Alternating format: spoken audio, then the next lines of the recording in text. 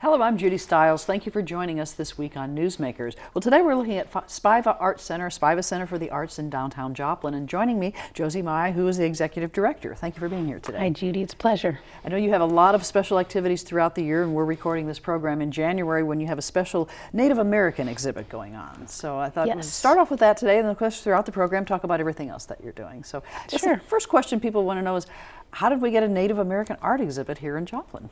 Great question. When I came on board as executive director, I did some digging through our archives about if we had this type of show in 70 years of Spiva history.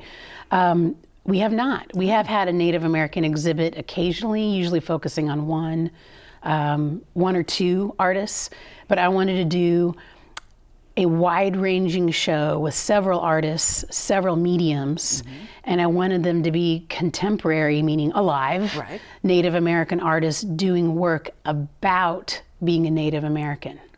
So those two things needed to be in place. So that was the idea, and I essentially curated the entire thing from A to Z through Native American artists and leaders in the community that I knew. I'm not Native American. I do not have expertise in Native American art, so I wanted to do it right from the beginning and go through Native American artists. So a lot of research involved, a lot of planning before you got to the phase that you're at today. Yes, yeah, a lot of relationships established. Together.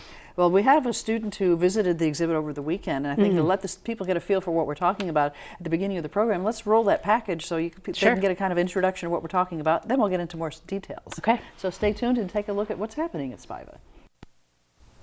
A unique exhibit brings color and culture to a local community. 18 Native American tribes are on display right here at the Spiva Art Gallery in Joplin, Missouri. The dozens of tribes represented come from established artists from all over the nation, ranging from New Mexico to Oklahoma, and provide an experience some young residents might not otherwise have the opportunity to see. This particular exhibit is when we have our third grade visits. So every third grader from Carl Junction, Joplin, Seneca this year, sometimes Carthage. I mean, it gets up to about 1,500 kids go through here over the course of like 6 weeks. This is the first time Spiva has ever dedicated a show exclusively to Native American artwork, and individuals from surrounding towns are taking notice. Joplin's really a cultural city, so I'm kind of excited to view it. The Native American Contemporary Art Exhibit is sponsored by Downstream Casino, Indigo Sky Casino, and the Chickasaw Nation. The show runs through March 3rd, and admission is free for all who attend. Reporting for KGCS, I'm Kate Kelly. You can see by just that short package, you have quite a variety, and as you say, different mediums involved. Yeah, and I really worked with each artist. I'm a painter myself, so I was afraid I would choose too many two-dimensional works, but we have quite a range of sculpture and pottery as well. So photography, printmaking, painting, mixed media, several things. And by that package, sounds like it goes beyond just regionally, locally. New Mexico, you reached quite out throughout the region. Well, in both coasts. We've got a couple, Babe and Carla Hemlock. They're Osage, Mohawk Indians from East Coast. They are in the Smithsonian Museum of Native American Art, and so they're pretty, well known nationally and internationally. So we were excited to be able to get a piece from each of them. So you have quite a few tribes involved. Yeah, about a dozen tribes and 18 artists from those dozen tribes. Yeah. Well, you mentioned the work that it was planning. It sounds like it was probably a fun challenge, though. I mean, even though it took a lot of work, a lot of planning and connections, that you had this dream and now it's a reality. Yeah, I mean, I have to thank Margaret Wheeler. She lived here in Joplin for 30 years. And the Chickasaw Nation actually asked her to come back to their tribal lands and mentor future artists and business people in Sulphur. So she left Joplin, but she's one of the first people I contacted to say, who should be in this show regionally? What are the Oklahoma artists you've worked with? Margaret. So she literally pointed to her wall. I stayed with her for a weekend. You should have that artist. You should have that artist. So I went, okay, I took a bunch of pictures and then started to try to contact those artists. So she was key in getting the show off the ground.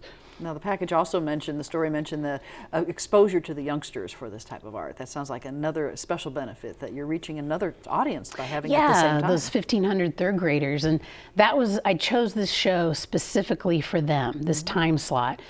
But then that opened a whole host of, wow, what is our responsibility to educating those 9-year-olds towards this work? Like, do we have a map on the wall representing all of those tribes and how they moved, you know, through the country? I had to think about that. I had to think about, do we show artifacts from, you know, more ancient artifacts, traditional work from those tribes in conjunction with the contemporary work? Like, how deep do we go, you know, in educating them? And I decided ultimately to let the artists and the artwork speak.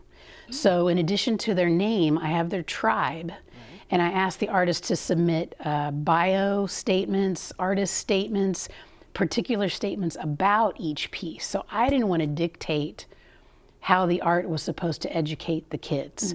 I wanted the artists to do that through the work, through their statements about it. So that's the direction I went for this. So they're more directly involved in the education aspect. Yes. Now I understand you also kind of started things off with a panel discussion where you brought people together kind of sharing. Tell me about that. It was wonderful. It was wonderful. Had 3 panelists. I mediated.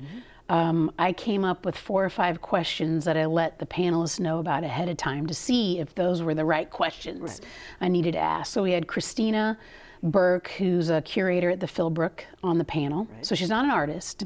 She's a curator of museum work. I had Tony Tiger, who's a Sac and Fox Native American. He's got several tribes he represents. He's an artist in the show.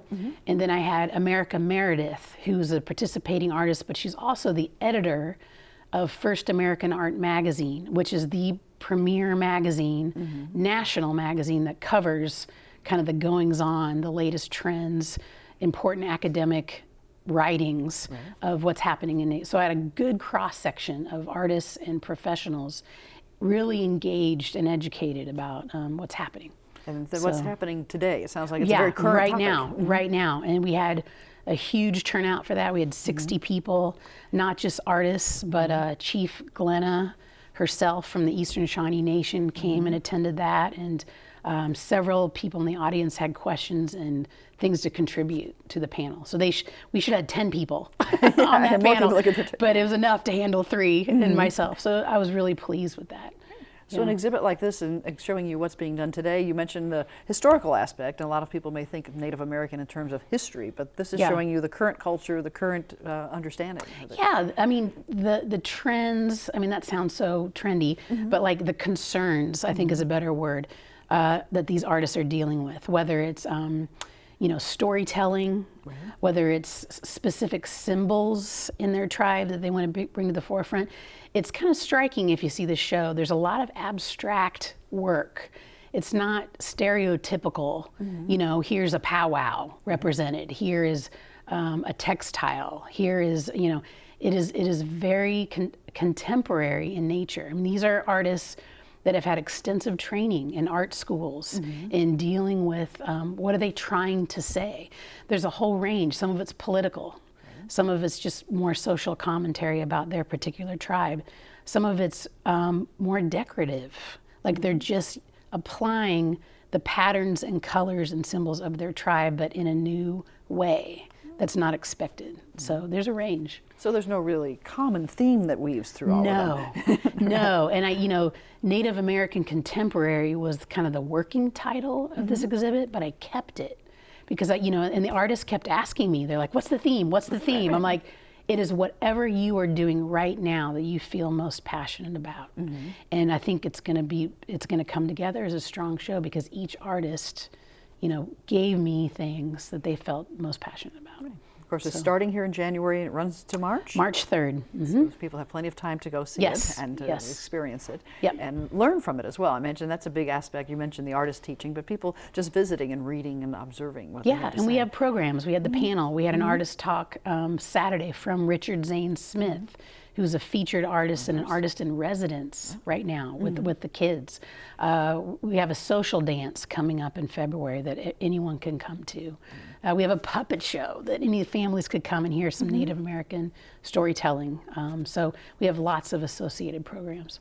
And the support, the sponsorship, you mentioned Downstream Casino, the Indigo Sky Casino, and the Chickasaw Nation. That's a big part of involvement locally. Yeah, so we can't just have a show. You've got to raise some money. You have to support it, right. So I made as many contacts as I could to the tribes, whether it was the leadership of the tribe or the casinos, to really put their money where their mouth is. And Indigo Sky, not only gave us money for the exhibit, they did the catering at the opening for free. And they knocked it out of the park. I mean, it was a lovely, lovely event. So they're really trying to be visible in their support of the arts, which we really appreciate. Tying all of that together. Yeah. So people mark their calendars and follow through on that. I'm going to backstep a little bit because people recognize you and say, well, didn't she used to work at Missouri Southern? So for the viewers, let's explain, what led you to the path to now be executive director at Spiva? Oh, great question. Well, I came to the Joplin area. I'm from Kansas City, but was in school in New York, but realized I didn't want to stay East Coast, wanted to come back. Family, that's what a lot of people say, and all my family's still in Kansas City. So I came to Joplin for a job in the art department, and was there for 9 years, and teaching art education, painting, drawing, art appreciation, several things, and almost immediately got involved at Spiva as a volunteer. My whole career has been about arts in the community. And academia was new to me. I'd been a teacher, K-12. I'd done nonprofit work before. So I knew I needed to immediately engage with Joplin as a community, not just on campus. So did that right away. And basically volunteered for 10 years at Spiva. Lots of different, I was on the board for 6 years. I ran the education committee. I exhibited there. I curated projects. I pretty much did almost everything but bookkeeping, and that's due to Joe Mueller as the former director, who immediately saw the quality of my work and said, you need to keep involved here. So then when the opportunity came up to actually lead the organization, I was like, oh wow, is this the moment I need to make a leap from, pretty cush job, the education side of things, to actually administrating, raising money, working with a board, doing all these other tasks that I had not done. And I wanted to learn more about my field. And this felt like a way to do that. And it's a real hands-on application Absolutely, in the field. absolutely. Together. Yeah. And you mentioned earlier, Spiva has a very long history in Joplin. Yeah, we're celebrating our 70th year. And that's my parents' age. Wow. It's the longest running arts organization for sure in the area. So I felt that sense of responsibility, coming on, new as a director, of honoring that history, but also pushing the organization forward and doing some exhibits like this one that they had never done before. So it's a balance, of patrons that are in their 80s now, that remember when it started and were involved as a kid, in the 50s, in the 60s. They've seen it grow throughout the years. So respecting their, their memory and their investment often in the organization, but also, needing to think of the millennials, and their kids, and like how are they going to be involved, And Spiva has been a big part of the arts community, often leading the way of the types of things that you're doing. Yeah, but now it's for everybody. When I even came, the openings weren't even 100 people, and most were over 70. And now we have 260 people coming to our openings, and they are all ages. So that in 10 years, that's a huge leap. So I'm really proud of that. Well, you mentioned the third graders coming, and on our little poster we have here, you mentioned the upstairs gallery, the third graders work. That's something that brings the youngsters in, it brings the families in. Yes, and big thanks to General Mills, who have consistently for several years sponsored that, because that takes paying teachers and paying for supplies for those kids to come in and have a really important experience there. Now, arts education for the youngsters is something that we hear a lot, perhaps nationwide, that as budgets are cut, those things suffer. So you're trying to make that effort to keep that alive. In many ways. And we, Spiva is very unique in the fact that I'd say 95% of the budget is provided by local, not even regional, but local families and businesses. So, when our current national administration threatened the National Endowment for the Arts, well, we only get one grant. That's a statewide grant. So if that were to be threatened, Spiva would actually be okay financially because local businesses and families have traditionally supported it. So we're very fortunate for that. And there's many ways of support. I know you have memberships, sponsorships and things. Yeah, membership is the most important thing. You know, if somebody's paying us $35 a year, that's really important. And then, you know, times 600, 700, 800 people, that's a good chunk of our budget. Plus we have business memberships, so companies like Leggett and Platt and Joplin, you know, Sign Designs, they help us out either in kind or, you know, by actually paying a fee to be a member each year. So there's always an opportunity for other people to help you out along those ways. Absolutely. You mentioned that you volunteered. People might be curious, is there still a need for volunteers, or what do volunteers do for if you were, you know, Judy.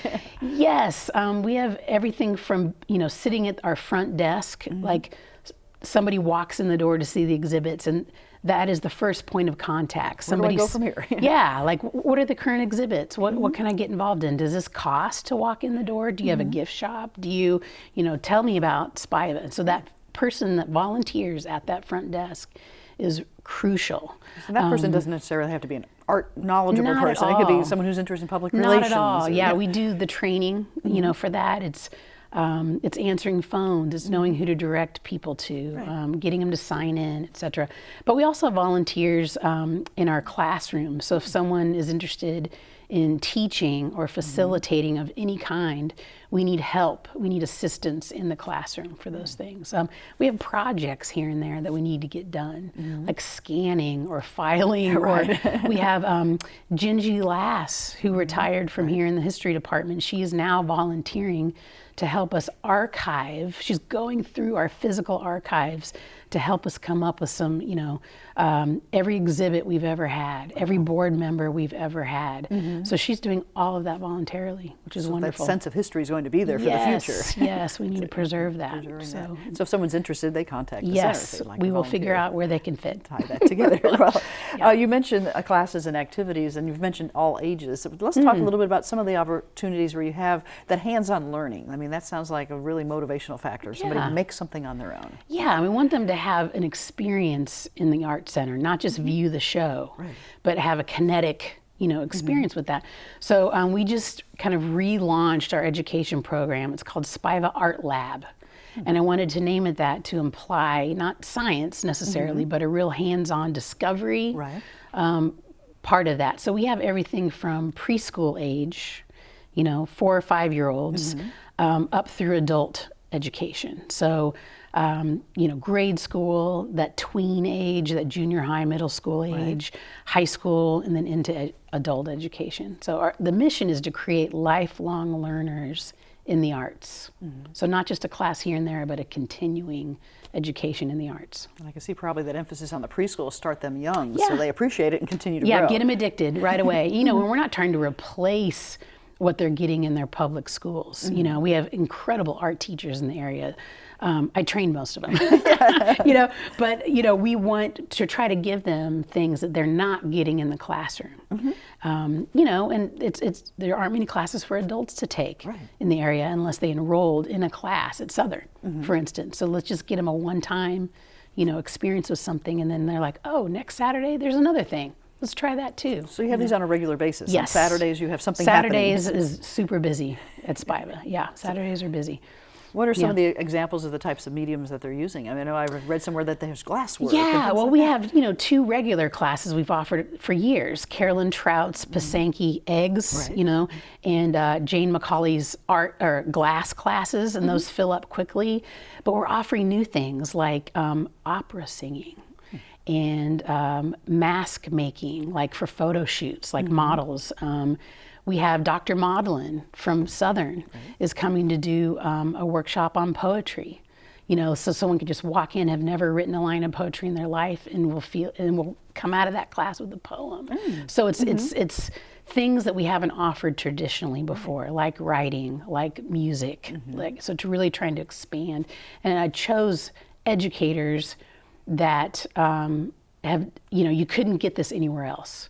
You couldn't go to Hobby Lobby and get this class. You couldn't go to, you know, so unique to that only area. Spiva is offering this kind of thing. Yeah.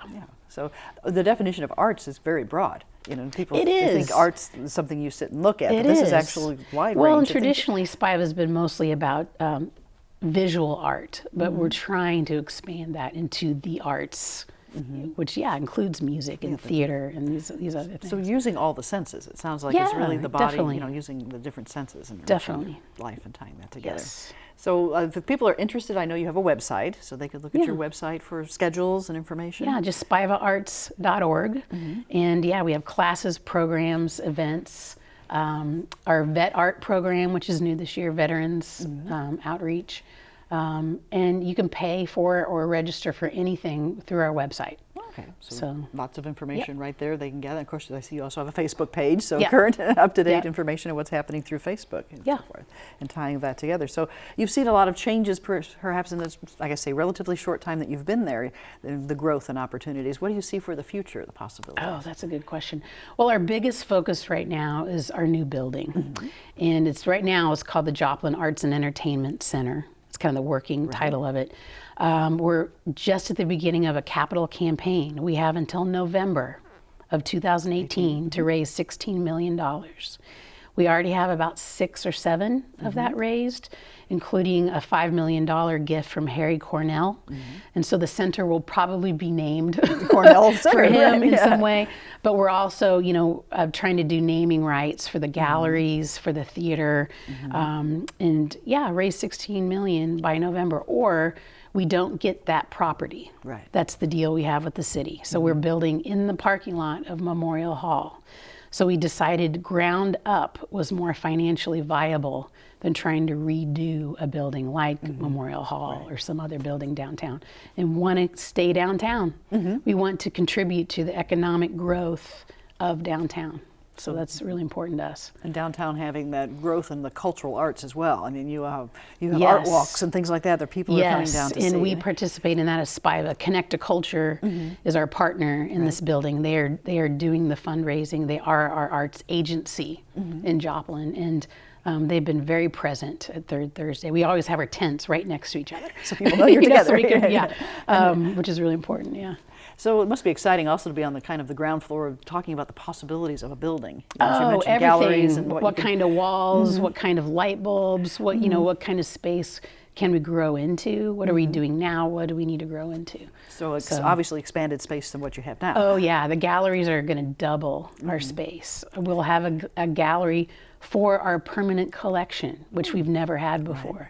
We'll have better storage. We'll be able to get museum quality shows because of climate control. You know, we're in a 100-year-old building right now.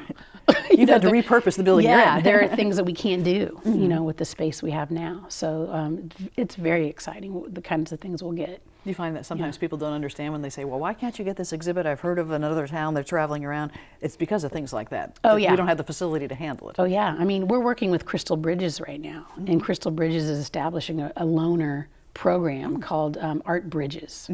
And we'll be able to get shows from Crystal Bridges into Joplin because of this new space that we're going to have.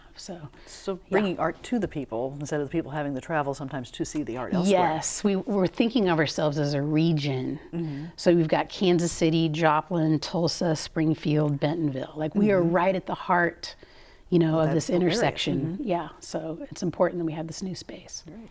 So that big new facility giving you new opportunities, as you say, you kind of have a deadline for raising the funds, and then of course construction coming up following that. Yeah, I think the goal is 2021 into 22 to actually be in the new building.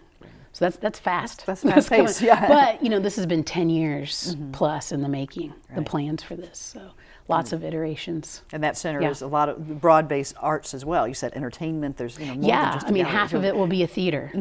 So that'll be a flexible space, so different groups can come in and use it, from Heartland Opera to Midwest Ballet to Pro Musica, whoever needs to configure that space how they want it. Yeah. Now, the building you're in now, as I said, has been repurposed, and it took a lot of financial support, and just to do what you have with it now, it's really been preserved well. For that type of I think they moved into that space from Missouri Southern into that space in like 93, 94, something like that. So yeah, there was a capital campaign at that time to get that space up and running. Yeah. And you mentioned storage. Now that seems to be a challenge for any sort of facility. That you have a lot of things you love to show, but you don't have a place to put it. Yeah, I mean, our permanent collection is essentially in a large closet, you know, which is not acceptable. I mean, things aren't touching each other. I mean, they've got their own slots, but you know, people keep, especially the baby boomers right now, they're starting to think about, I have a big art collection. What am I going to do with it? Right. So we're getting calls like, can I give you this? Can I give you this? And like, well, right now we're having to say no, especially to sculpture, because that three-dimensional work takes up so much space. So we're, you know, we need new storage for that. Yeah. Well, what do you find most exciting as far as being executive director this time? Well, not storage. No. I'll tell you that. That's not very exciting. Just the sense of possibility, and that's always driven me in any job that I've had. I see potential. I see a whole town that doesn't quite get yet the importance of the arts and the possibility of learning and engagement and economic development. Just that we've experienced since the tornado. The arts have exploded. The arts have transformed downtown. And I think that can continue with Missouri Southern potentially being downtown, with us developing at the same time there. I think it's going to open up new restaurants, new jobs, and I think Spiva can be a leader in that. And that's what's most exciting to me, is not just let's get some new artwork in there, but let's transform a region, you know, based on what we offer. So really that economic development impact that people may not realize, that it's not just the arts, but the arts affecting so many other aspects of life. So many things, jobs, just quality of life. You know, that's what I've been doing here for 12 years, teaching students, like, do you know how important good arts are to being happy, to having a full human experience? And once you get that, you can't go back. You know, it's like traveling. It's like the international department here. Once you've had your first overseas trip, you've got the bug. You say, I want to go again. And it will not go away. And I think the arts have a similar impact. Right. So, yeah. So a lot of possibilities for the future, a lot of things to look forward to. Yes. And as we kind of close, people want to go visit you. I don't think we give them the exact address. Somebody who's watching, let's let them know where to find you. We're basically at 3rd and Wall, just a couple blocks west of Main Street, downtown. And we are open Tuesday through Saturday from 10 to 5.